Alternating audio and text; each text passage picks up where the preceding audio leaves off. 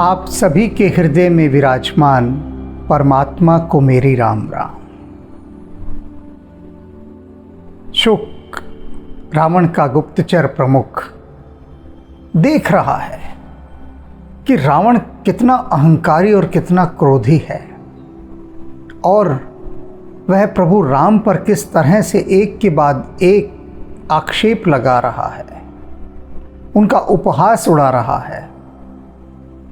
यह सब देखकर शुक को क्रोध आ गया, कसमसा कर रह गया और रावण को अब तड़पाने के लिए शुक क्या कहता है, राम अनुज दीनी यह पाते। कहता है कि राम के अनुज अर्थात लक्ष्मण ने ये चिट्ठी आपके लिए दी है महाराज। नाथ बचाई जुड़ाऊ हूँ छाते, और इस चिट्ठी को आप सभा में पढ़कर सुनवाइए और अपनी छाती ठंडी कीजिए। क्रोध से तो भरा हुआ है, अब अभी भी इतनी हिम्मत नहीं हो रही कि प्रकट रूप से क्रोध कर सके। तो रावण को जलाने के लिए कहता है कि ये चिट्ठी आप पूरी सभा में पढ़वाइए और आपकी छाती ठंडी हो जाएगी इसे पढ़कर। अब रावण की आंखों में चमक आ गई। किस लिए चमक आ गई कि ये सुना कि शुक कह रहा है कि इस चिट्ठी में कुछ ऐसा लिखा है कि जिसे पढ़कर आपको प्रसन्नता होगी, सुख मिलेगा। इसका मतलब है कि इस चिट्ठी में लक्ष्मण ने माफ़ियाँ मांगी होगी, क्षमा याचना की होगी, गिड़गिड़ाया होगा, विनती की होगी कि हम पर दया करो, कृपा करो। बहुत प्रसन्न हुआ ये सोचकर। बिहस राम बिहस बाम कर लीनी रावण, बिहस बाम कर, और हंसते हुए उसने बाएं हाथ से उस चिट्ठी को पकड़ लिया। अब बाएं हाथ ही क्यों लिखा, अर्थात बिल्कुल भी उसको महत्व ना देना, सम्मान ना देना, हंसते हुए। क्योंकि यदि हम किसी पत्र को महत्व देते हैं तो दोनों हाथों से उसे पकड़ते हैं, माथे से लगाते हैं, आदरपूर्वक फिर पढ़ते हैं। लेकिन उसने उल्टे हाथ से उस चिट्ठी को पकड़ा और व्यंग्यात्मक रूप से हंसते हुए पकड़ा। सचिव बोल सठ लाग बचावन। और इतना मूर्ख है रावण कि अपने सचिव को पकड़ाया, मंत्री को कहा इसे बोल बोल कर पढ़कर सुनाओ। इतनी भी अक्ल नहीं उसे, इतनी भी समझ नहीं इस मूर्ख को कि जब इस प्रकार की चिट्ठियां आती हैं, संदेश आते हैं, तब उनको सार्वजनिक रूप से नहीं पढ़वाया जाता।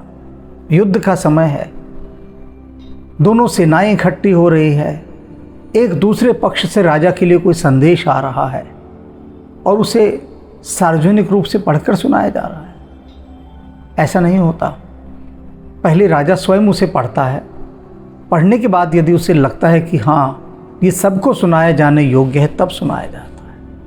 लेकिन इस मूर्ख रावण ने जैसा लक्ष्मण जी ने चाहा था वैसा ही किया और शुक ने भी उसके अंदर अपनी बात जोड़ दी कि आप इसे पढ़कर सुनवाइए सभा में, आपको ठंडक मिलेगी।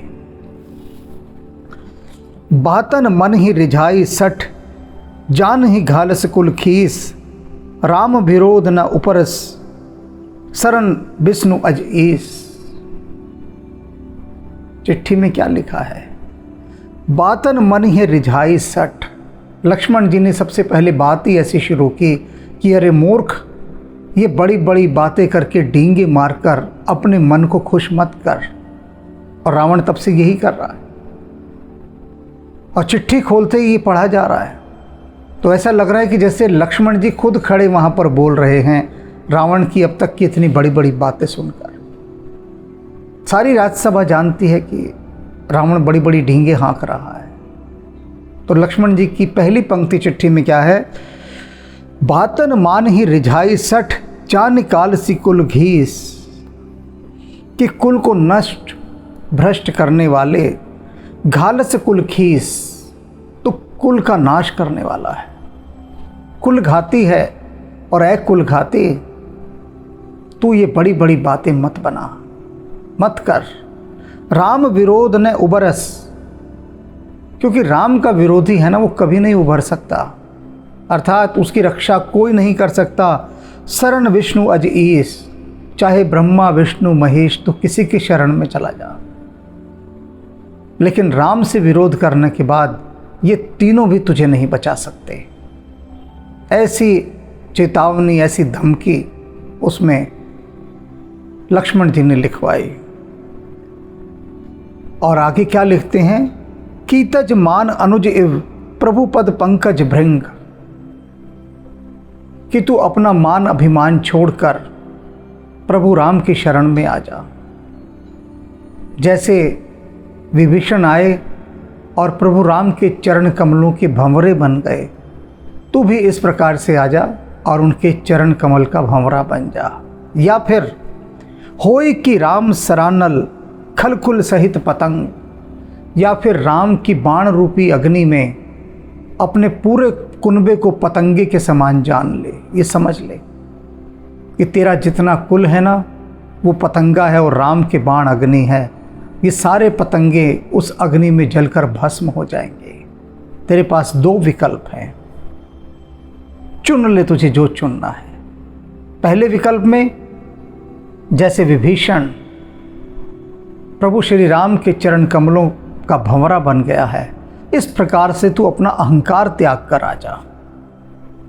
और दूसरा विकल्प, नहीं तो राम के बाणों की जो अग्नि है ना, उसमें तेरा जो पूरा कुटुंब है वो पतंगे के समान जल जल मर जाएगा। चुन ले जो चुनना है। सुनत सभय, अब रावण को भय लगने लगा, भीतर ही भीतर भय से कांप उठा। पूरी राजसभा सुन रही है लक्ष्मण जी की ये चेतावनी। और इधर शुक ने क्या कहा था कि ये चिट्ठी पढ़वाइए आप पूरी सभा में, इस चिट्ठी को पढ़कर आपके मन को, आपके कलेजे को ठंडक मिलेगी, करार आ जाएगा जी को। रावण बड़ा प्रसन्न हुआ था। और यहाँ ये क्या सुनने को मिला, सबने सुना। अब रावण देख रहा है कि सबके सामने लक्ष्मण जी ने उसको कैसे उसी के दूत के माध्यम से, उसी के गुप्तचर के माध्यम से ऐसी धमकी दिलवाई जिसे सबने सुना। अब मन मन पछताया कि मैंने क्यों इसको सार्वजनिक रूप से सुनवा दिया। डर भी गया भीतर बहुत। मुख मुस्काई सुनत सभय मन, मन मन में तो बहुत डर गया, भयभीत हो गया, लेकिन सामने सबको देखकर मुस्कुराता है फिर रावण, सारी सभा को देखकर। और क्या कहता है, कहत दशानन सब ही सुनाए। और फिर रावण ने पूरी सभा को सुनाते हुए कहा, भूमि पराकर गहत आकाशा, लघु तापस कर बाग विलासा। सारी सभा को देखकर रावण कहता है कि अगर कोई जमीन पे पड़ा हुआ आदमी आकाश की ओर हाथ बढ़ाकर आकाश को खींचना चाहे, छीनना चाहे, या आकाश को बांधना चाहे, पराजित करना चाहे, तो क्या कर सकता है कभी? और वही प्रयास ये लक्ष्मण कर रहा है। लघु तापस कर बाग विलासा, कह रहे हैं लघु तापस, ये जो छोटा तपस्वी है। हम कहते हैं ना कई बार किसी को, छोटू इधर आ, छोटू, तो वैसे ही राम कह रहे हैं लक्ष्मण जी को छोटू। ये जो छोटू है तपस्वी, मजाक उड़ाना है ना, ये दिखाने के लिए कि मैं कितना बड़ा हूँ। तो कहता है ये जो छोटा तपस्वी है, बड़ा तपस्वी तो राम है और ये छोटा तपस्वी है लक्ष्मण।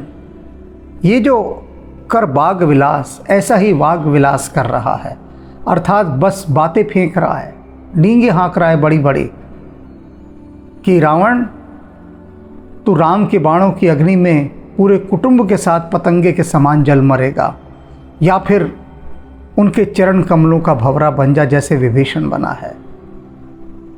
तो रावण अपनी पूरी सभा को कह रहा है डरने की कोई आवश्यकता नहीं, ये लक्ष्मण यूं ही बड़ी बड़ी बातें कर रहा है, ये छोटा तपस्वी। कह सुखनाथ सत्य सब बानी, समुझिए छाड़ प्रकृत अभिमानी। अब शुक परामर्श देता है, रावण की बात सुनकर शुक कहता है कि कह सुख नाथ सत्य सब बानी, कि हे नाथ इस चिट्ठी में जो भी कुछ लिखा है ना, सारी बातें सच हैं। आप मजाक मत समझिए, हम देख कर आए हैं। जो भी कुछ इसमें बात लक्ष्मण जी ने लिखी है, सब बात सच है। समझू ही छाड़ी प्रकृति अभिमानी। इस बात को समझिए, अपनी इस अभिमानी प्रकृति को छोड़कर। आप जब तक इस अहंकार के नशे में रहेंगे, बात आपकी समझ में नहीं आएगी। पहले वो अहंकार छोड़िए।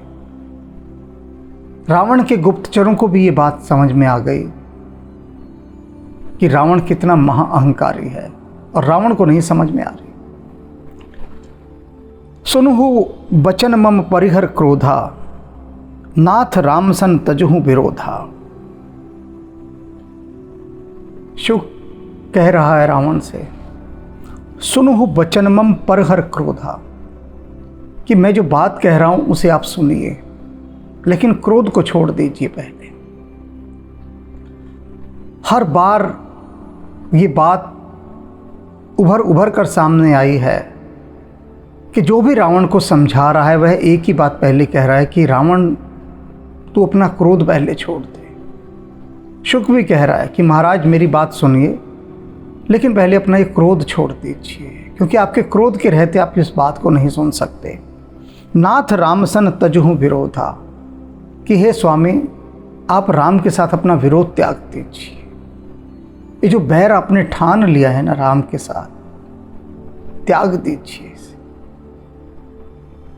किसने नहीं समझाया? मंदोदरी ने समझाया,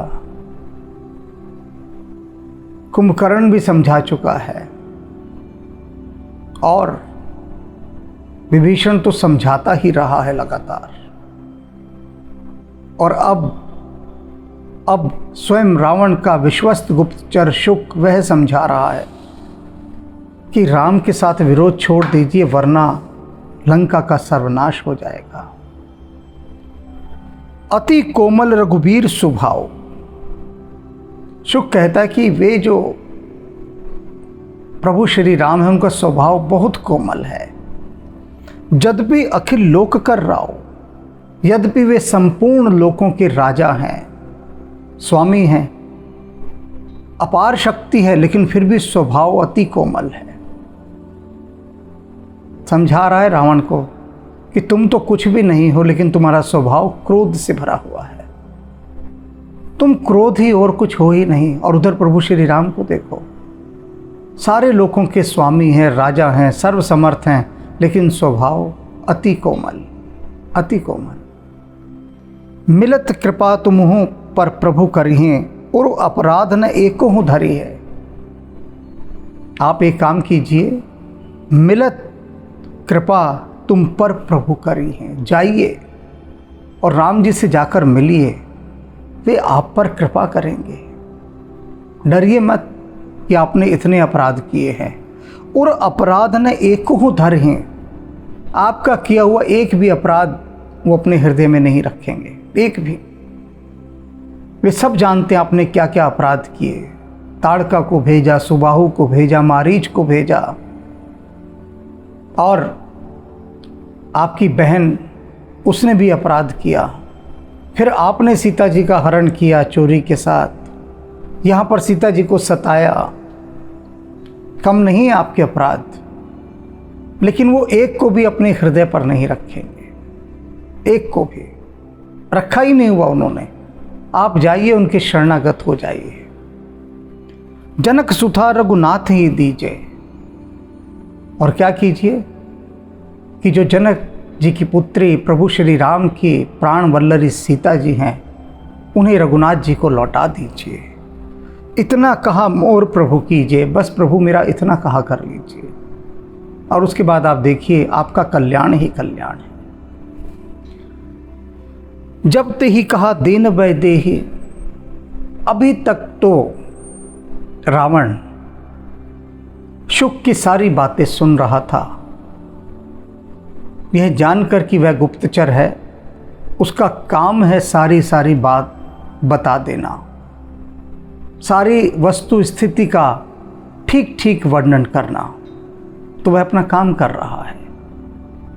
रावण ने अभी तक क्रोध नहीं किया, जो अक्सर वह करता है अपने गुप्तचर पर। लेकिन जैसे ही शुक ने कहा कि आप सीता को लौटा दीजिए, बस यही बात रावण के लिए बड़ी विस्फोटक हो जाती है। और इसको सुनते ही चरण प्रहार की निसटते ही रावण ने, उस मूर्ख रावण ने क्रोध में भर के शुक को लात मारी। जो भी कहता है सीता को लौटा दीजिए, रावण उसे लात मारता है। विभीषण को लात मारी और अब शुक की बारी आई, शुक को लात मारी। नाई चरण सिर चला सो जा तहा, बिल्कुल वही वाला व्यवहार जैसे विभीषण की लात मारी थी। विभीषण ने लात खाने के बाद रावण को नमस्कार किया और प्रभु राम के शरण चला गया, वही शुक कर रहा है। नाई चरण सिर चला सो तहा, सिर रावण के चरणों पे रख दिया, नमस्कार किया और तहाँ वहीं चला जहाँ विभीषण गया था। कृपा सिंधु रघुनायक जहाँ, जहाँ कृपा के सागर रघुनाथ जी हैं, राम जी हैं, उनके पास चला गया। कर प्रणाम निज कथा सुनाए, पहुँचा प्रभु श्री राम के पास और सारी कहानी सुनाई कि हे प्रभु, मैंने वहाँ जाकर यह परामर्श दिया रावण को और रावण ने मुझे लात मारकर लंका से बाहर निकाल दिया। अब राम के नाम पर लात खाने वाला यह दूसरा है, शुक, दूसरा व्यक्ति। और राम देख रहे हैं कि मेरे नाम पर ये लात खाकर आया है, वहाँ से अपमानित, तिरस्कृत, बहिष्कृत होकर निकाल दिया गया है लंका से। राम कृपा आपन गति पाए, राम की ऐसी कृपा हुई शुक पर कि जो गति उसे प्राप्त होनी चाहिए थी वह गति उसे प्राप्त हो गई। कौन सी गति, क्या गति, उस गति के बारे में भी बताते हैं। वह मुनि बन गया, फिर से मुनि बन गया। फिर से कैसे? ऋषि अगस्त्य की साप भवानी, भगवान शंकर पार्वती जी से कह रहे हैं कि ये जो शुक था ना, रावण का गुप्तचर, किसी समय में बहुत ज्ञानी मुनि था, लेकिन अगस्त्य ऋषि ने इसे शाप दिया तो ये राक्षस हो गया। अब राम का काम करने के कारण, राम की कृपा पाने के कारण यह शाप मुक्त हो गया और अब फिर से यह वही ज्ञानी मुनि बन गया है। राक्षस भयहु रहा मुनि ज्ञानी, पहले यह कभी राक्षस था और अब फिर से ये ज्ञानी मुनि बन गया है।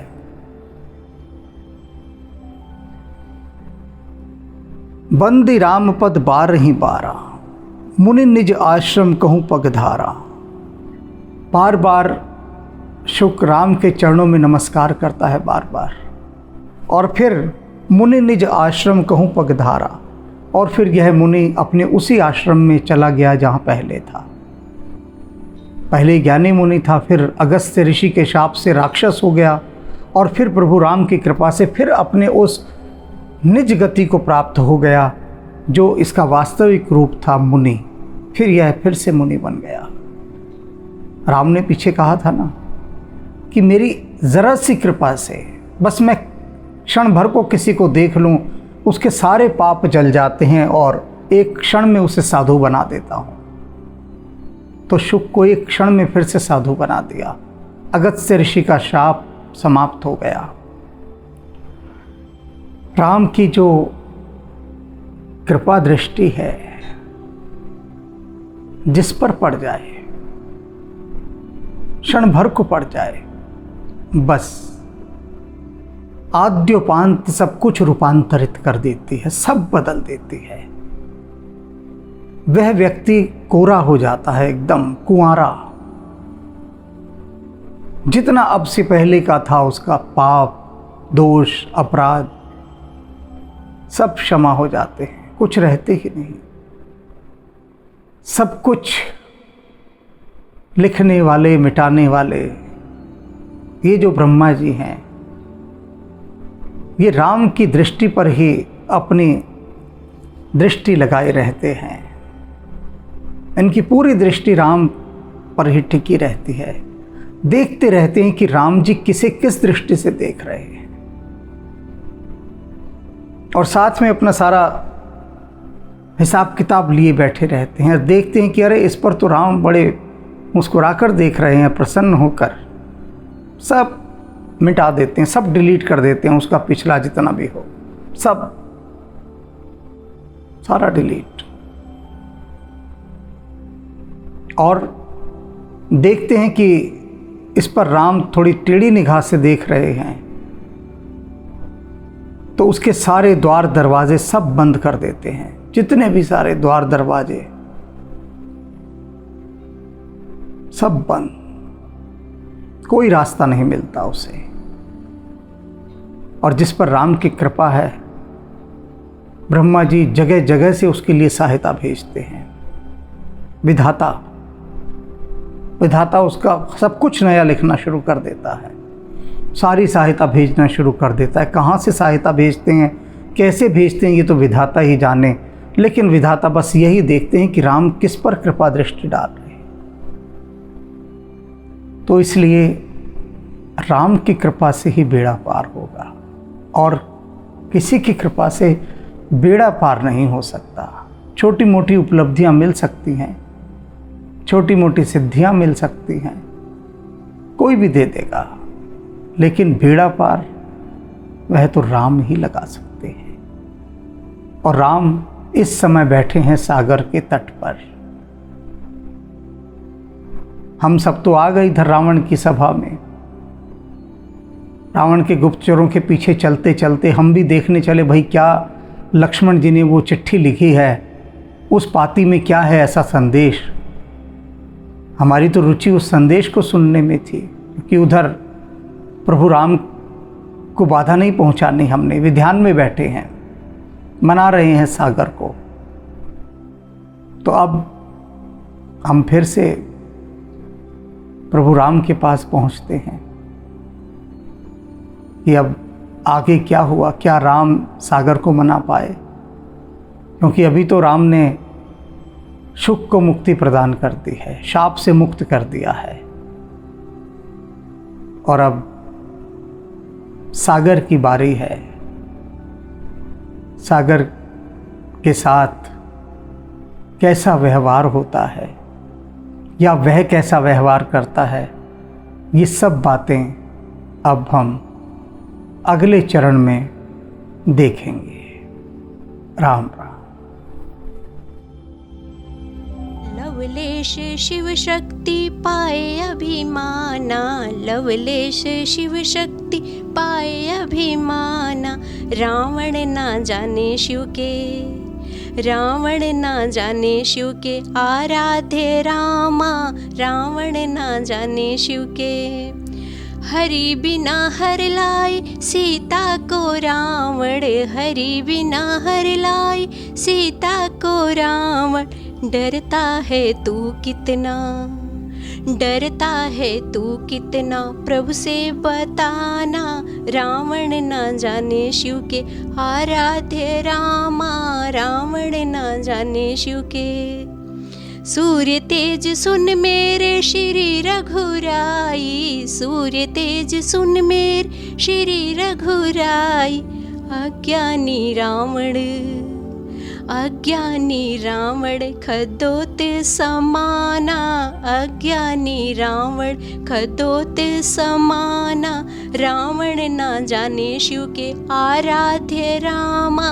रावण ना जाने शिव के अज्ञानी अभिमानी बात नहीं मानी। अज्ञानी अभिमानी बात नहीं मानी। जारी गयो लंकारे, जारी गयो लंकारे सुत हनुमाना। जारी गयो लंकारे सुत हनुमाना। जारी गयो लंकारे। रावण ना जाने शिव के आराध्य रामा। रावण ना जाने शिव के क्रूर अत्याचारी महापापी रावण, क्रूर अत्याचारी महापापी रावण, गया जो शरण में, गया जो शरण में क्षमेंगे तुझे रामा, गया जो शरण में क्षमेंगे तुझे रामा। रावण ना जाने शिव के आराध्य रामा, रावण ना जाने शिव के। लवलेश शिव शक्ति पाए अभिमाना, लवलेश शिव शक्ति पाए अभिमाना, रावण ना जाने शिव के आराध्य राम।